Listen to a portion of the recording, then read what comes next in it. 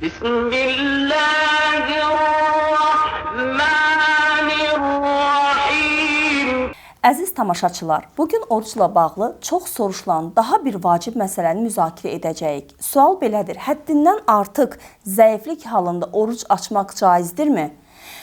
Dini hökmümüzə görə sadəcə zəiflik, hətta həddindən artıq zəiflik belə özlüyündə orucu açmaq üçün kifayət edən bir səbəb deyil.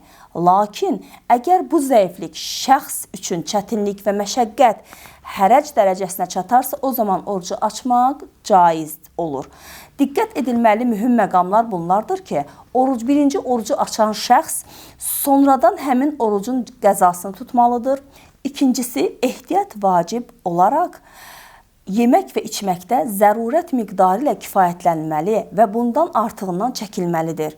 Yəni, əgər zəiflik həddindən artıq olub şəxs üçün ciddi çətinliyə səbəb olursa, o zaman orucu açmaq olar. Lakin yalnız həmin vəziyyətdən çıxmaq üçün lazım olan qədər yeyib içmək lazımdır. Artığı caiz deyil. Bu hökm İslam dininin insanlara qarşı mərhəmətini və eyni zamanda orucun əhəmiyyətini göstərir. Oruc ibadətdir. Lakin Allah Taala insanları çətinliyə düşməsini istəmir. Ümid edirəm ki, bu qısa izah faydalı oldu. Sağ olun və Allah oruclarınızı ali dərəcədə qəbul etsin. Allah amanında. Bismillahirrahmanirrahim.